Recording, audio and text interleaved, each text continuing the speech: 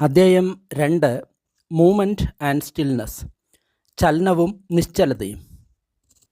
ബുദ്ധിസ്റ്റിൻ്റെ ധ്യാന അഭ്യാസങ്ങളിൽ നമ്മളിൽ തന്നെ അന്തർലീനമായിട്ടുള്ള പ്രകൃതിയുടെ ശക്തികളെ ഉപയോഗിക്കുകയാണ് ചെയ്യുന്നത്, അതിനെ വർദ്ധിപ്പിക്കുകയാണ് ചെയ്യുന്നത്.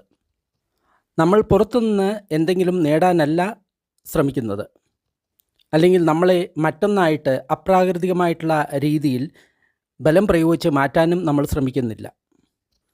മറ്റുള്ള എല്ലാ ജീവജാലങ്ങളെപ്പോലെ മനുഷ്യനും രണ്ട് കാര്യങ്ങൾ ആവശ്യമുണ്ട്: ഉറപ്പും ദൃഢതയും, അതേപോലെ തന്നെ വഴക്കവും യോജിക്കാനുള്ള കഴിവും.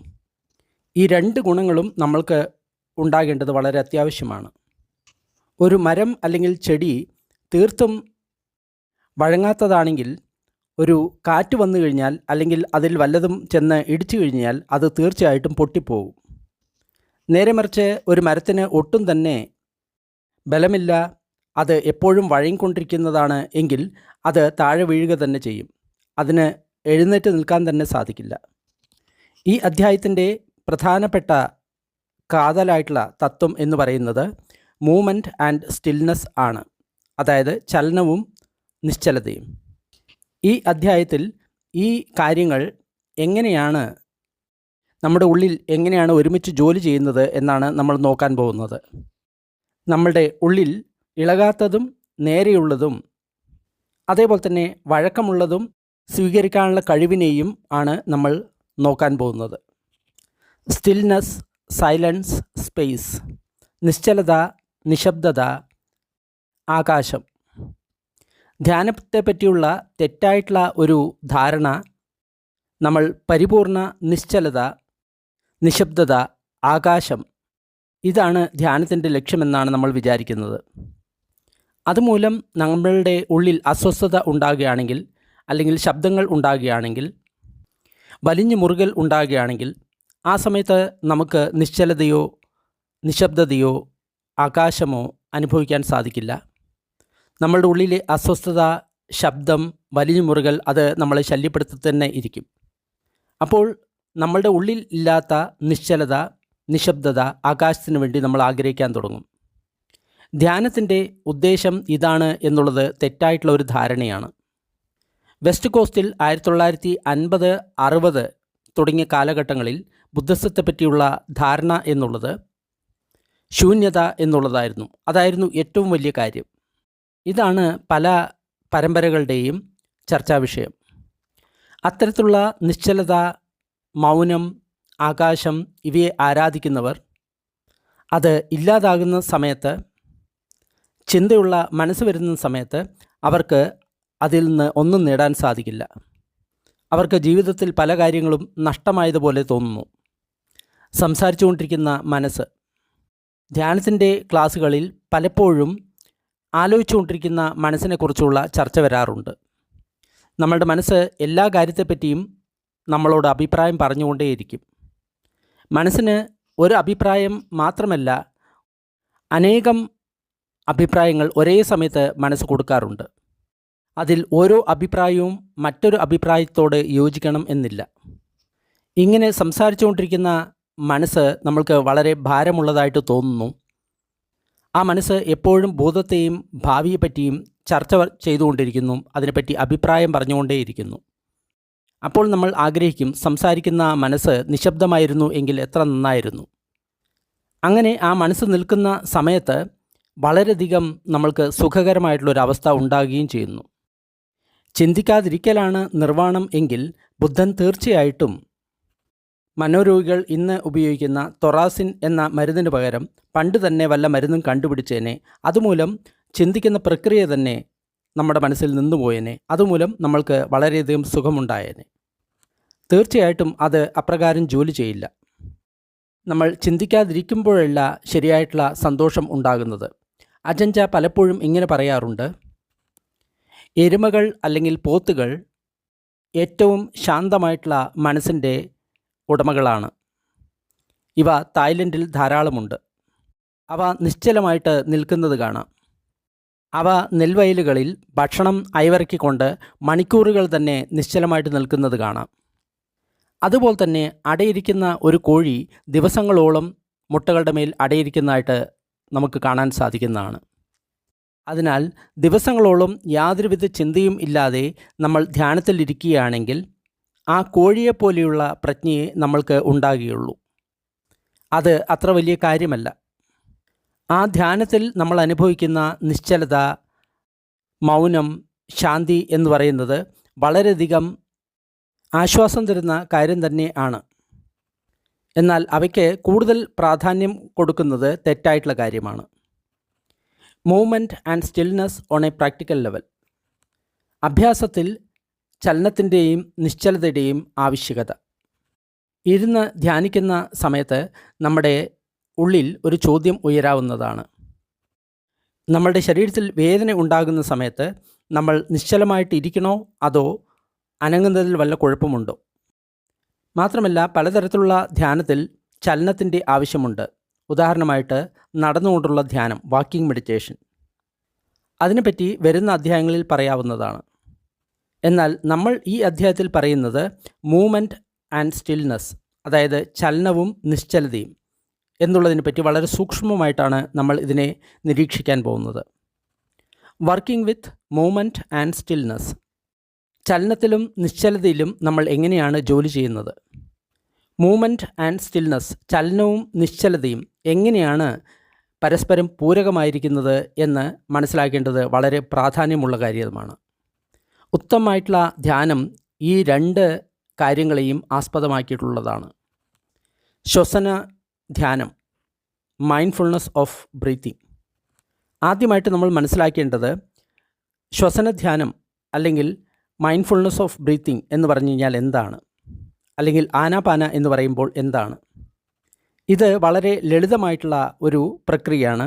ഇതിൽ നമ്മളുടെ ശ്രദ്ധ സ്വാഭാവികമായി ഒഴുകിക്കൊണ്ടിരിക്കുന്ന നമ്മുടെ ശ്വാസത്തിലേക്ക് നമ്മൾ നയിക്കുന്നു.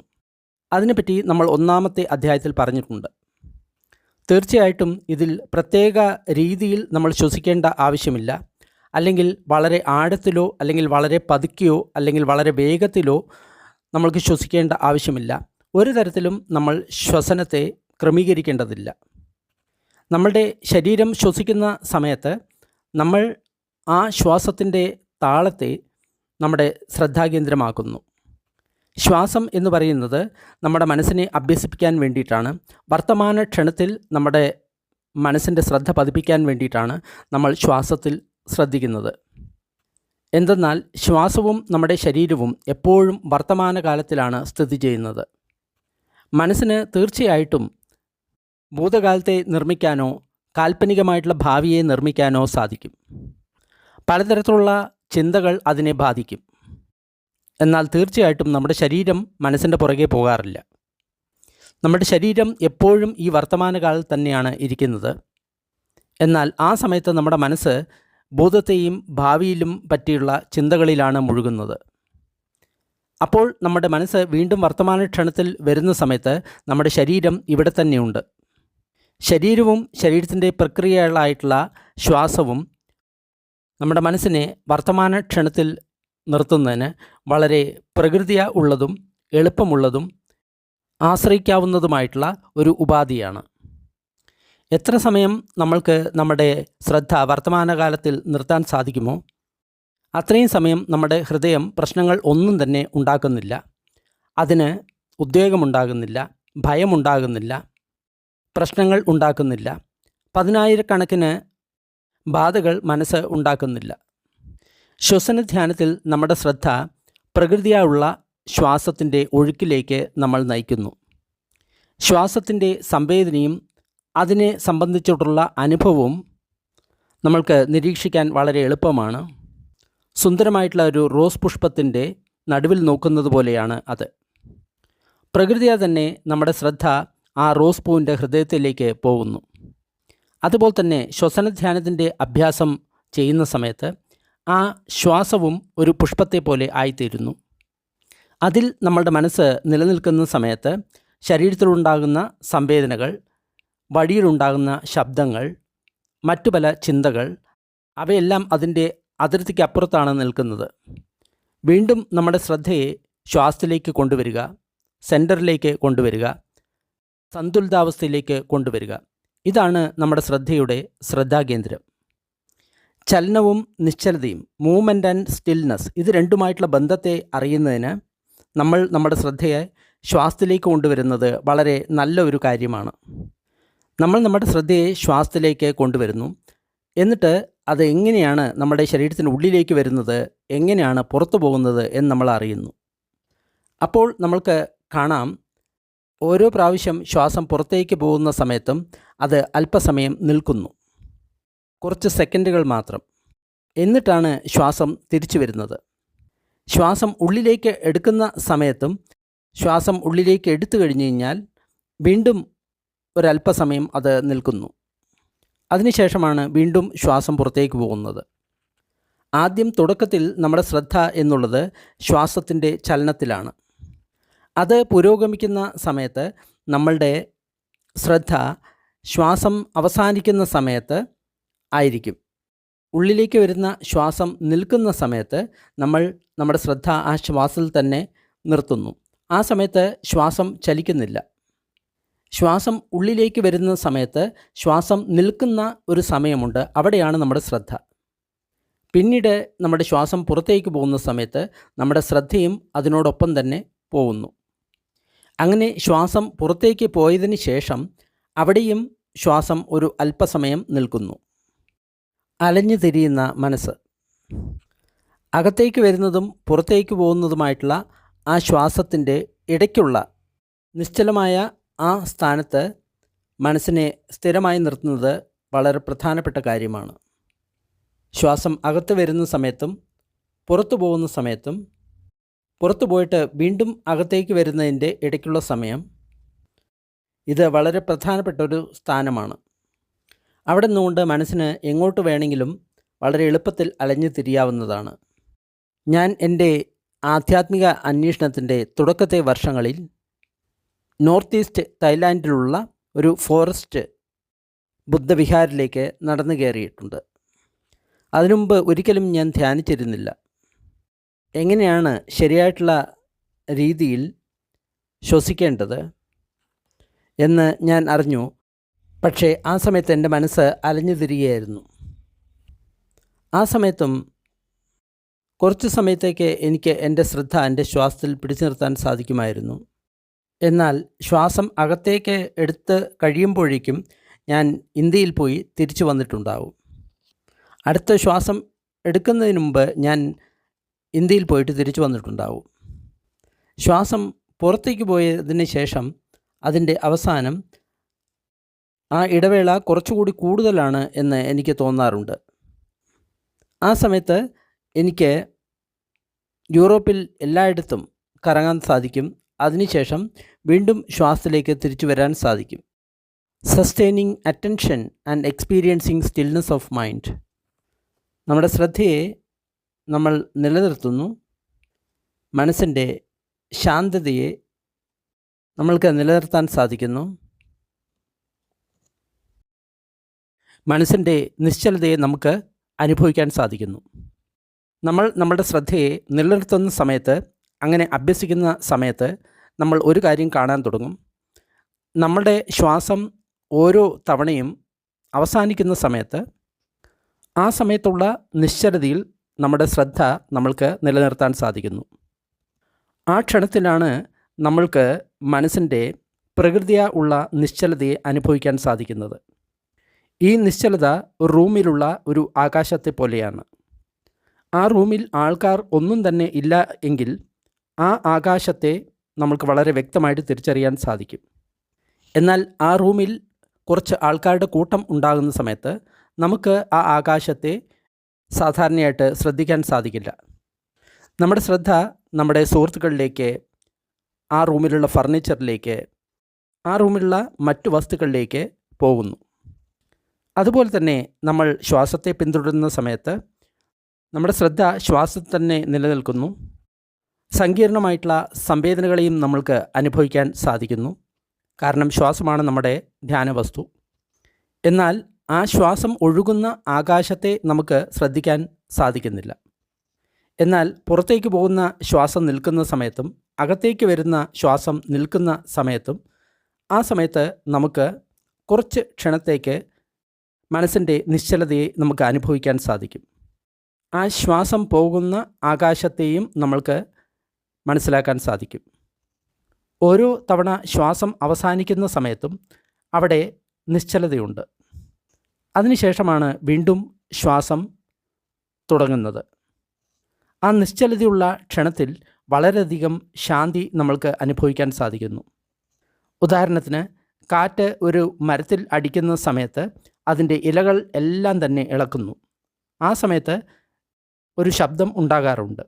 എന്നാൽ ആ കാറ്റ് നിലയ്ക്കുന്ന സമയത്ത് ആ ശബ്ദവും നിലയ്ക്കുന്നു. നമ്മൾ ഒരു ഫ്രിഡ്ജ് ഓഫാക്കുന്ന സമയത്ത് ശബ്ദം അവസാനിക്കുന്നു. അതുപോലെയാണ് ഈ ശാന്തത. നമ്മൾ ഫ്രിഡ്ജിനെ ഓഫാക്കുന്നത് വരെ നമ്മൾക്ക് അതിൻ്റെ ശബ്ദത്തെ ശ്രദ്ധിക്കാൻ സാധിക്കുന്നില്ല. എന്നാൽ ഫ്രിഡ്ജ് ഓഫാക്കുന്ന സമയത്ത് നമ്മൾക്ക് ആ ശാന്തതയെ ശ്രദ്ധിക്കാൻ സാധിക്കുന്നു, നമ്മൾക്കതിനെ മനസ്സിലാക്കാൻ സാധിക്കുന്നു. അപ്പോൾ മറ്റൊരു കാര്യം കൂടി നമ്മൾക്ക് മനസ്സിലാക്കാൻ സാധിക്കും. ആ ഫ്രിഡ്ജ് ഓഫാക്കുന്നത് വരെ നമ്മൾ ബോധപൂർവമല്ലാതെ നമ്മൾക്ക് അത് അസ്വസ്ഥത ഉണ്ടാക്കിയായിരുന്നു. അതേപോലെ തന്നെ ശ്വാസം അവസാനിക്കുന്ന സമയത്ത് മനസ്സിൻ്റെ ആ നിശ്ചലതയെ നമ്മൾ ശ്രദ്ധിക്കുന്ന സമയത്ത് നമ്മൾക്ക് വളരെയധികം ആശ്വാസം അത് ഉണ്ടാക്കുന്നു. സ്റ്റിൽനെസ് ആൻഡ് മൂവ്മെൻറ്റ്, നിശ്ചലതയും ചലനവും. തുടക്കത്തിൽ ഈ നിശ്ചലതയും ചലനവും നമുക്ക് തീർച്ചയായിട്ടും വിപരീതമായിട്ട് തോന്നാവുന്നതാണ്. ഉദാഹരണമായിട്ട്, റൂമിലുള്ള ആൾക്കാരെയും റൂമിലുള്ള ആ ആകാശത്തെയും കാണുന്നത് പോലെ. എന്നാൽ നമ്മുടെ ധ്യാനം ആഴത്തിലാവുന്ന സമയത്ത്, ശ്വാസത്തിൽ ശ്രദ്ധിക്കുന്ന നമ്മുടെ അഭ്യാസം ആഴത്തിലാകുന്ന സമയത്ത് നമ്മുടെ മനസ്സ് കൂടുതൽ അസ്വസ്ഥം ആകുന്നില്ല. ആ നിശ്ചലതയായിട്ടുള്ള ഗുണത്തിൽ നമ്മുടെ മനസ്സ് നിൽക്കുന്നതായിട്ട് കാണാൻ സാധിക്കും. ശ്വാസം അകത്തേക്ക് വരുന്ന സമയത്തും പുറത്തേക്ക് പോകുന്ന സമയത്തും ഇടയ്ക്കുള്ള ആ ആകാശത്ത് നമ്മുടെ മനസ്സിനെ നിർത്താൻ നമ്മൾ പരിശീലിക്കുന്ന സമയത്ത് ആ നിശ്ചലതയും ശ്വാസത്തിൻ്റെ ചലനത്താൽ മറയ്ക്കപ്പെടുന്നില്ല എന്ന് നമ്മൾക്ക് മനസ്സിലാകാൻ തുടങ്ങുന്നു. ശ്വാസത്തിന് ചുറ്റുമുള്ള ആകാശത്തെ നമ്മൾ ശ്രദ്ധിക്കാൻ തുടങ്ങുന്നു. മനസ്സിൻ്റെ ആ നിശ്ചലതാവസ്ഥയെയും നമ്മൾ ശ്രദ്ധിക്കാൻ തുടങ്ങുന്നു. അത് രണ്ടും അവിടെ തന്നെ ഉണ്ട്. ശ്വാസത്തിൻ്റെ ആ ചലനത്തിൻ്റെ അടിയിലായിട്ട് ആ നിശ്ചലത അവിടെ തന്നെ ഉണ്ട്. ശാസ്ത്രജ്ഞന്മാർ പറയാറുണ്ട്, ആറ്റത്തിൽ മുഴുവൻ ആകാശമാണ്. നമ്മുടെ ശരീരത്തിൽ മുഴുവനും ആകാശം തന്നെയാണ്. ഏതൊരു വസ്തുവിലും കൂടുതൽ ഭാഗം ആകാശം തന്നെയാണ് ഉള്ളത്. ശ്വാസത്തിൻ്റെ ചലനം അവിടെ ഉണ്ട്. അതിന് ആനുപാതികമായിട്ട് മാറിക്കൊണ്ടിരിക്കുന്ന സംഖ്യയും അവിടെ ഉണ്ട്. അതുപോലെ തന്നെ ആ ചലനത്തിന് ചുറ്റും അതിൻ്റെ ഉള്ളിലും നിശ്ചലതയുണ്ട്. ഒരു മരത്തിന് എപ്രകാരം ദൃഢതയും അതേപോലെ തന്നെ വഴക്കവുമുണ്ടോ, അത് രണ്ടും ഒരുമിച്ചാണ് ഒരു മരത്തിലുള്ളത്. അതേപോലെ തന്നെ മനസ്സിലും ഹൃദയത്തിലും നിശ്ചലതയുണ്ട്, അതേപോലെ തന്നെ ചലനവുമുണ്ട്. അത് പരസ്പരം ഒന്നിന് മറ്റേതിനെ തടയാൻ സാധിക്കുന്നില്ല. കുറച്ചു കാലം നമ്മൾ അഭ്യസിക്കുന്ന സമയത്ത്, നമ്മൾ കുറച്ചുകൂടി ശ്രദ്ധ വർദ്ധിപ്പിക്കുന്ന സമയത്ത്, എല്ലാം നിർത്തിയതിന് ശേഷമേ നിശ്ചലതയും ശാന്തിയും ലഭിക്കൂ എന്ന് നമ്മൾ വിശ്വസിക്കുന്നില്ല. ആ ബഹളത്തിൽ നിന്ന് പുറത്തു വന്നു കഴിഞ്ഞാൽ മാത്രമേ ശാന്തിയും സമാധാനവും കിട്ടൂ എന്ന് നമ്മൾ വിശ്വസിക്കുന്നില്ല. ഫ്രിഡ്ജ് ഓഫാക്കുന്ന സമയത്ത് മാത്രമല്ല, ശ്വാസം നിൽക്കുന്ന സമയത്ത് മാത്രമല്ല നമ്മൾക്ക് സമാധാനം കണ്ടെത്താൻ സാധിക്കുന്നത്. ചലനം നടക്കുന്ന സമയത്ത് തന്നെ അടിസ്ഥാനപരമായിട്ടുള്ള ആ ആകാശവും ശാന്തിയും നമ്മൾക്ക് മനസ്സിലാക്കാൻ സാധിക്കുന്നു, അനുഭവിക്കാൻ സാധിക്കുന്നു. ചിന്തകൾ നടക്കുന്ന സമയത്ത് പോലും നമുക്ക് ആ നിശ്ചലതയും ശാന്തിയും അനുഭവിക്കാൻ സാധിക്കുന്നു. ആദ്യം നമ്മൾക്ക് ശബ്ദത്തിൽ നിന്ന് തുടങ്ങാം, പിന്നീട് നമ്മൾക്ക് ചിന്തകളിലേക്ക് പോകാം. ആദ്യമായിട്ട് പുറത്തുള്ള ശബ്ദം ഉപയോഗിച്ചുകൊണ്ട് നമ്മൾക്ക് ശാന്തിയും നിശ്ചലതയും കാണാൻ ശ്രമിക്കാം. അത് വളരെ എളുപ്പമാണ്. ഉദാഹരണമായിട്ട് മരത്തിലെ ഇലകളുടെ ചലനം. എന്നാൽ ചിന്തകളെക്കുറിച്ച് ഇത് അല്പം ബുദ്ധിമുട്ടാണ്. കാരണം ചിന്തകൾ നമ്മൾക്ക് താല്പര്യം ഉണ്ടാക്കുന്ന വിഷയങ്ങളാണ് ചിന്തിക്കുന്നത്. ആ ചിന്തകൾ ചിലപ്പോൾ നല്ലതായിരിക്കാം, കെട്ടതായിരിക്കാം, ദുഃഖകരമായിരിക്കാം, ഭയപ്പെടുന്നതായിരിക്കാം, അല്ലെങ്കിൽ ഏതെങ്കിലും തരത്തിൽ ഉത്തേജിപ്പിക്കുന്നതായിരിക്കാം. ആ ചിന്തകൾ ഉണ്ടാക്കുന്ന കഥയിലേക്ക് നമ്മുടെ ശ്രദ്ധ ആകർഷിക്കപ്പെടുന്നു. എന്നാൽ നമ്മുടെ ധ്യാനം വർദ്ധിക്കുന്ന സമയത്ത് നമുക്ക് ആ ചിന്തകളെ അവയിലേക്ക് ആകർഷിക്കപ്പെടാതെ തന്നെ നമ്മൾക്ക് ആ ചിന്തകളെ കേൾക്കാൻ സാധിക്കും. നമ്മുടെ ഉള്ളിൽ നടക്കുന്ന എല്ലാ അഭിപ്രായങ്ങളും ശബ്ദങ്ങളും ആ ആകാശത്തിൽ നമ്മൾക്ക് കാണാൻ സാധിക്കും, ഹൃദയമധ്യത്തിൽ നമ്മൾക്ക് കാണാൻ സാധിക്കും. ഈ ലോകത്തെ അതേപോലെ തന്നെ തുടരാൻ അനുവദിക്കുക. മൂവ്മെൻറ്റ് ആൻഡ് സ്റ്റിൽനെസ്സിനെ അല്ലെങ്കിൽ ചലനവും നിശ്ചലതയെ കൂട്ടിക്കലർത്താനുള്ള ആത്യന്തികമായിട്ടുള്ള വിധി, അതും വളരെ സൂക്ഷ്മമായിട്ടുള്ള തലത്തിൽ പുറത്തുള്ള ശാന്തി അല്ലെങ്കിൽ ചിന്തയില്ലായ്മ എന്നുള്ള തത്വത്തിന് അപ്പുറത്തേക്ക് പോകുന്നതാണ്. ഏറ്റവും ഉത്തമമായിട്ടുള്ള സ്ഥിരമായിട്ടുള്ള കാര്യം എന്ന് പറയുന്നത് നമ്മുടെ അവെയർനെസ് അല്ലെങ്കിൽ അറിവിൻ്റെ ഗുണമാണ് അല്ലെങ്കിൽ പ്രജ്ഞയാണ്. ബുദ്ധിസ്റ്റ് ട്രഡീഷനിൽ ഈ എല്ലാ തരത്തിലുള്ള കാര്യങ്ങളെയും പറ്റിയും പറഞ്ഞിട്ടുണ്ട്. ഇതിൻ്റെ അർത്ഥം എന്നുള്ളത് ഏത് തരത്തിൽ കാര്യങ്ങൾ നടക്കുകയാണെങ്കിലും അതിനെ അതേപടി നടക്കാൻ അനുവദിക്കുക.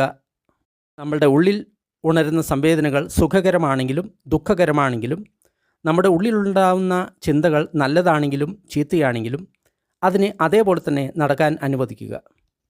ആ ഉയരുന്ന കാര്യങ്ങളിൽ നമ്മൾ ഏതെങ്കിലും നിശ്ചലത കാണാൻ ശ്രമിക്കുന്നതിന് പകരം ആ അവെയർനെസ് അല്ലെങ്കിൽ ആ അറിവിൻ്റെ ഗുണത്തിൽ നമ്മൾ ഹൃദയത്തെ വയ്ക്കുന്നു. അതിനാണ് നമ്മൾ പരിശീലിക്കേണ്ടത്. അറിയാൻ വേണ്ടിയിട്ട് മാത്രമാണ് നമ്മൾ പരിശീലിക്കേണ്ടത്. ഈ 3 തലങ്ങളും ആ ആകാശത്തിലെ എല്ലാ തലങ്ങളെയും ഉൾക്കൊള്ളുന്നു. വസ്തുക്കളുടെ ഇടയ്ക്കുള്ള സ്ഥലം, വസ്തുക്കൾക്ക് അകത്തുള്ള സ്ഥലം, ആ അവെയർനെസ് അല്ലെങ്കിൽ അറിവിൻ്റെ ആകാശം, അജഞ്ചായും നിശ്ചലവും ഒഴുകുന്നതുമായിട്ടുള്ള ജലവും. എൻ്റെ ടീച്ചർ അജഞ്ചായ്ക്ക് ഒരു സമയത്ത് ഒരു ഉദാഹരണം കുറേ കാലത്തേക്ക് ഉപയോഗിക്കുന്ന സ്വഭാവം ഉണ്ടായിരുന്നു. ആര് അദ്ദേഹത്തെ സന്ദർശിക്കാൻ വരുന്ന സമയത്തും അദ്ദേഹം ഒരു തരത്തിലുള്ള ചോദ്യമായിരിക്കും ചോദിക്കുക, അല്ലെങ്കിൽ ഒരു തരത്തിലുള്ള പ്രസ്താവനയായിരിക്കും നടത്തുക. അദ്ദേഹം പഠിപ്പിക്കുന്ന സമയത്തും അങ്ങനെ തന്നെയാണ് ചെയ്യുന്നത്. അദ്ദേഹത്തിന് പക്ഷാഘാതം വരുന്നതിന് മുൻപ് അദ്ദേഹം അവസാനമായിട്ടുള്ള ഒരു പ്രസ്താവന ഇങ്ങനെയായിരുന്നു നടത്തിയിട്ടുണ്ടായിരുന്നത്. 1981 പക്ഷാഘാതം വന്നതിന് ശേഷം അദ്ദേഹത്തിന് സംസാരിക്കാൻ സാധിച്ചിരുന്നില്ല. അദ്ദേഹം അവസാനമായിട്ട് ഉപയോഗിച്ച പ്രസ്താവന ഇങ്ങനെയായിരുന്നു: നിശ്ചലമായിട്ടുള്ള ജലം എന്താണെന്ന് നിങ്ങൾക്ക് മനസ്സിലാക്കാൻ സാധിക്കുന്നുണ്ടോ? നിശ്ചലമായിട്ടുള്ള ജലത്തെ നിങ്ങൾ എപ്പോഴെങ്കിലും കണ്ടിട്ടുണ്ടോ? അപ്പോൾ അദ്ദേഹത്തെ സന്ദർശിക്കാൻ വന്നിട്ടുള്ള ആൾക്കാർ അല്ലെങ്കിൽ അദ്ദേഹത്തിൻ്റെ വിദ്യാർത്ഥികൾ സാധാരണയായിട്ട് അദ്ദേഹത്തിനോട് ഇങ്ങനെ ഉത്തരം പറയും: നിശ്ചലമായിട്ടുള്ള ജലം എന്തെന്ന് അവർക്ക് അറിയാം. അതിനുശേഷം അജഞ്ച അവരോട് ഇങ്ങനെ ചോദിക്കും: ഒഴുകുന്ന വെള്ളം എങ്ങനെയുണ്ട് എന്ന് നിങ്ങൾക്ക് അറിയാമോ? ഒഴുകുന്ന വെള്ളത്തെ നിങ്ങൾ എപ്പോഴെങ്കിലും കണ്ടിട്ടുണ്ടോ? അപ്പോഴും അവർ ഉത്തരം പറയും, തീർച്ചയായിട്ടും അവർ കണ്ടിട്ടുണ്ട്. അവസാനമായിട്ട് അജഞ്ച ഇങ്ങനെ ചോദിക്കും: നിങ്ങൾ എപ്പോഴെങ്കിലും നിശ്ചലവും ഒഴുകിക്കൊണ്ടിരിക്കുന്നതുമായിട്ടുള്ള ജലത്തെ കണ്ടിട്ടുണ്ടോ? അപ്പോൾ അവരുടെ ഉത്തരം അവർ ഒരിക്കലും നിശ്ചലവും ഒഴുകിക്കൊണ്ടിരിക്കുന്നതുമായിട്ടുള്ള ജലത്തെ കണ്ടിട്ടില്ല എന്നാണ്. അപ്പോൾ അജഞ്ച അവർക്ക് ഇങ്ങനെ നിർദ്ദേശം കൊടുക്കും: നമ്മുടെ മനസ്സ് യഥാർത്ഥമായിട്ട് നിശ്ചലവും ഒഴുകിക്കൊണ്ടിരിക്കുന്ന വെള്ളത്തെ പോലെയാണ്. നമ്മൾ എന്ത് അറിയുകയാണെങ്കിലും, എന്ത് ചിന്തിക്കുകയാണെങ്കിലും, എന്ത് അനുഭവിക്കുകയാണെങ്കിലും, അത് നമ്മുടെ സ്വഭാവമാണെങ്കിലും ശരി, വികാരങ്ങളാണെങ്കിലും ശരി, അത് ഒഴുകുന്നു, മാറിക്കൊണ്ടിരിക്കുന്നു. അത് അവയുടെ മൂല സ്വഭാവമാണ്. അവ ഉണരുന്നു, അവ പ്രകടമാകുന്നു, അവ മാറുന്നു, അവസാനം അവ ഇല്ലാതാകുന്നു. അതാണ് അവയുടെ സ്വഭാവം. അതാണ് അവയുടെ യഥാർത്ഥ ലക്ഷണം. ഈ വിലയിരുത്തലുകളും അനുഭവങ്ങളുടെ ഒഴുക്കും അത് മനസ്സിൻ്റെ മാലിന്യമാണ്. എന്നാൽ ഏതൊന്ന് അവയെ അറിയുന്നുവോ ആ സംഖ്യകളെയും മനസ്സിൻ്റെ സ്വഭാവത്തെയും ചിന്തകളെയും അറിയുന്ന ആ അറിവ് അത് എപ്പോഴും നിശ്ചലമാണ്. അത് ഒരു കണ്ണാടിയെ പോലെയാണ്. അത് സുന്ദരതയെയും വൃത്തികേടിനെയും സുഖകരവും അസുഖകരവുമായിട്ടുള്ള കാര്യങ്ങളെ പ്രതിഫലിപ്പിക്കുന്നു. ആ കണ്ണാടി സുഖകരമായിട്ടുള്ള കാര്യങ്ങളെ കാണുന്ന സമയത്ത് ഉത്തേജിക്കപ്പെടുന്നില്ല, ഭീകരമായിട്ടുള്ള കാര്യങ്ങളെ കാണുന്ന സമയത്ത് ഭയമുണ്ടാകുന്നില്ല, വൃത്തികെട്ട കാര്യങ്ങളെ കാണുന്ന സമയത്ത് അതിന് വെറുപ്പും ഉണ്ടാകുന്നില്ല. അതിൻ്റെ മുന്നിൽ എന്ത് ചിത്രം വരുന്നുവോ അത് അതേപോലെ തന്നെ ഒട്ടും തന്നെ പക്ഷഭേദം കാണിക്കാതെ അതിനെ പ്രതിഫലിപ്പിക്കുന്നു. ബീയിങ് ദ നോയിങ് ഹെർട്ട്, അറിയുന്ന ഹൃദയമായിട്ട് നിങ്ങൾ ഇരിക്കുക. അതേപോലെ തന്നെ ബുദ്ധിസ്റ്റ് വിചാരമനുസരിച്ച് ആ അറിയുന്ന ആ ജാഗ്രതയുടെ ഗുണം, അതിനെയാണ് പ്രജ്ഞയുടെ ഗുണം എന്ന് പറയുന്നത്. അത് നമ്മുടെ ഹൃദയത്തെ എപ്പോഴും നിറച്ചുകൊണ്ടിരിക്കുന്നു. ഇത് ഇളകാത്ത ഒരു സ്ഥലമാണ്. ബുദ്ധിസ്റ്റ് പദപ്രകാരം ഇത് നമ്മൾക്ക് ആശ്രയിക്കാവുന്ന ഒരു സ്ഥലമാണ്. ധ്യാനിക്കുന്ന സമയത്ത്, പ്രത്യേകിച്ച് വിപശ്യന ധ്യാനം ചെയ്യുന്ന സമയത്ത് അതിനെപ്പറ്റി താഴെ ധ്യാന നിർദ്ദേശങ്ങൾ കൊടുക്കുന്നുണ്ട്. ഒരു ധ്യാനം ചെയ്യുന്ന വ്യക്തി ക്രമേണ അറിയുന്ന ആ ഹൃദയത്തിൻ്റെ പല തലങ്ങളിലേക്കായിട്ട് പുരോഗമിക്കുന്നു. ആ പ്രജ്ഞയുടെ ഗുണത്തിൽ പ്രതിഷ്ഠിതമാക്കാൻ നമ്മുടെ ഹൃദയത്തെ നമ്മൾ പരിശീലിപ്പിക്കുന്നു. അതുമൂലം നമ്മൾക്ക് നമ്മുടെ ഉള്ളിലുള്ള മനസ്സിൻ്റെ പലതരം വാദങ്ങളെ നമ്മൾക്ക് കേൾക്കാൻ സാധിക്കുന്നു. മനസ്സിൻ്റെ ഉള്ളിലെ സംസാരങ്ങൾ, അനുഭവങ്ങൾ, ചിന്തകൾ, സംഖ്യകൾ, അല്ലെങ്കിൽ പുറത്തുള്ള പലതരം വാദങ്ങൾ, കോലാഹലങ്ങൾ, പുറത്തുള്ള ആൾക്കാർ, ഇവയെല്ലാം ഉണരുന്നതും നിൽക്കുന്നതും ഇല്ലാതാകുന്നതുമായിട്ടുള്ള ആ കാഴ്ചയെ കാണാനുള്ള നമ്മുടെ കഴിവിനെ നമ്മൾക്ക് വർദ്ധിപ്പിക്കാൻ സാധിക്കുന്നു. നമ്മുടെ ഹൃദയം ഇതെല്ലാം സ്വീകരിക്കുന്നുണ്ട്, അത് നമ്മൾക്ക് മനസ്സിലാക്കാൻ സാധിക്കും. എന്നാൽ അതോടൊപ്പം തന്നെ ഇതിനൊന്നും നമ്മുടെ ഹൃദയത്തെ അനക്കാൻ സാധിക്കുന്നില്ല. ശരിക്കു പറയുകയാണെങ്കിൽ നമ്മൾ ഒരു വീഡിയോ ക്യാമറ പോലെ ആകുകയാണ്. നമ്മൾ വെളിയിലുള്ള ഡാറ്റകളെ എടുക്കുന്നു, ചിന്തകൾ, കാഴ്ചകൾ, അതേപോലെ തന്നെ അനുഭവങ്ങൾ നമ്മൾ പകർത്തുന്നു. എന്നാൽ നമ്മൾ അവയിൽ ഒന്നും തന്നെ പെടുന്നില്ല. ഇതിൻ്റെ അർത്ഥം നമ്മൾ ലോകവുമായിട്ട് ഒരു ബന്ധവും പുലർത്തുന്നില്ല എന്നല്ല. എന്നാൽ ഇങ്ങനെ ചെയ്യുന്ന സമയത്ത് നമ്മളുടെ ചിന്താക്കുഴപ്പങ്ങൾ നമ്മൾ ഒഴിവാക്കിയാണ് ചെയ്യുന്നത്. പുറത്ത് സത്യം ഏതോ അതുപോലെ തന്നെ നമ്മുടെ ഹൃദയത്തെ നമ്മൾ സമരസപ്പെടുത്തുന്നു. അതാണ് ഏറ്റവും വിലപിടിപ്പുള്ള സുന്ദരമായിട്ടുള്ള അനുഭവം. നമ്മൾ നമ്മുടെ ഹൃദയത്തെ ഈ തരത്തിലുള്ള ആസക്തിയില്ലാത്ത, ബന്ധിതം ആകാത്ത ആ ഗുണം അല്ലെങ്കിൽ അറിവ്, ആ പ്രജ്ഞയെ നമ്മുടെ മനസ്സിൽ സ്ഥിരപ്പെടുത്തുന്ന സമയത്ത് നമ്മളുടെ പ്രവൃത്തികളും അതേപോലെ തന്നെ നമ്മളുടെ സമീപനവും ഈ ജ്ഞാനത്താൽ രൂപപ്പെടുത്തുന്നു, മൈത്രിയാൽ രൂപപ്പെടുന്നു. നമ്മൾ അവയോട് രാഗത്തോടോ അല്ലെങ്കിൽ ദ്വേഷത്തോടോ, നമ്മളുടെ തീരുമാനങ്ങൾക്കോ അല്ലെങ്കിൽ സ്വാർത്ഥപരമായിട്ടുള്ള താല്പര്യങ്ങളാലോ നമ്മൾ അവയോട് പ്രതികരിക്കുന്നില്ല. നമ്മൾക്ക് ആരെങ്കിലും സഹായിക്കണം എന്നുള്ള ഒരു വഴി നമ്മൾ കാണുകയാണെങ്കിൽ തീർച്ചയായിട്ടും ഉടൻ തന്നെ നമ്മൾ അവരെ സഹായിക്കും. നമ്മൾക്ക് ഏത് സമയത്ത് ശക്തമാകേണ്ടതുണ്ടോ അപ്പോൾ നമ്മൾ ശക്തമായിരിക്കും. നമ്മൾ ഏത് സമയത്ത് വഴങ്ങിക്കൊടുക്കേണ്ടതുണ്ടോ നമ്മൾക്ക് ആ സമയത്ത് വഴങ്ങിക്കൊടുക്കാൻ സാധിക്കും. ഒന്നും സംസാരിക്കാതെ, ഒന്നും ചെയ്യാതെ, മിണ്ടാതിരിക്കേണ്ടതാണ് ആവശ്യം എങ്കിൽ നമ്മൾ മിണ്ടാതിരിക്കുന്നു. നമ്മൾക്ക് ഒന്നും ചെയ്യാൻ സാധിക്കാത്ത ചില സാഹചര്യങ്ങൾ വരാറുണ്ട്. അപ്പോൾ നമ്മൾ അതിൽ ഇടപെടുന്നതേ ഇല്ല. നമ്മൾ എന്തെങ്കിലും ചെയ്യേണ്ടതായിരുന്നു എന്നുള്ള ഒരു മനക്കുഴപ്പവും നമ്മൾക്ക് ആ സമയത്ത് ഉണ്ടാകുന്നില്ല. നമ്മളെ ഒന്നും ബാധിക്കാത്തായിട്ടുള്ള ഒരു അനുഭവമാണ് നമ്മൾക്ക് ഉണ്ടാകുന്നത്. അതുമൂലം സമയത്തിനും സ്ഥലത്തിനും അനുസരിച്ച് നമ്മുടെ സമീപനം മാറുന്നു. നമ്മുടെ ചുറ്റുമുള്ള മനുഷ്യർ എപ്രകാരം പ്രതീക്ഷിക്കുന്നോ ആ രീതിയിലുള്ള സ്വഭാവമോ അല്ലെങ്കിൽ പ്രകടനമോ നമ്മൾ നടത്തുന്നില്ല. ഈ വളരെ എളുപ്പമായിട്ടുള്ള ചലനവും നിശ്ചലതയും, മൂവ്മെൻറ്റ് ആൻഡ് സ്റ്റിൽനെസ്, അത് നമ്മുടെ സാധാരണ ഇന്ദ്രിയ അനുഭവങ്ങളായിട്ടുള്ള കേൾവി, സംവേദന, ചിന്തകൾ, പ്രവൃത്തികൾ, ഇവയെ വെറും അറിവിലും അതേപോലെ തന്നെ ജ്ഞാനത്തിലും മാത്രം പ്രതിഷ്ഠിതമാക്കുന്നു. ധ്യാനത്തിൻ്റെ അർത്ഥം എന്നുള്ളത് വളരെ കൂടുതൽ സമയം നിശ്ചലമായിട്ട് ഇരിക്കുക എന്ന കഴിവല്ല. നമ്മുടെ ശരീരത്തിലുള്ള വേദനയെ നമ്മൾ അവഗണിക്കുന്നു, അല്ലെങ്കിൽ ശ്വാസത്തിൽ തന്നെ നമ്മൾ കൂടുതൽ ശ്രദ്ധ ചെലുത്തുന്നു. ശ്വാസം മാത്രമാണ് നമ്മുടെ ജീവിതത്തിലെ ഏറ്റവും പ്രധാന വസ്തു എന്ന രീതിയിലൊന്നും നമ്മൾ കരുതുന്നില്ല. നമ്മുടെ ജീവിതത്തിൻ്റെ ഉദ്ദേശം എന്നുള്ളത് സമരസമുള്ള ഒരു മനുഷ്യനായിട്ട് തീരണം, തനിക്കും മറ്റുള്ളവർക്കും ഗുണകരമാകണം. നമ്മളുടെ ജീവിതത്തെ എത്രമാത്രം അർത്ഥവത്താക്കാൻ സാധിക്കുമോ അത്രമാത്രം അർത്ഥവത്താക്കണം.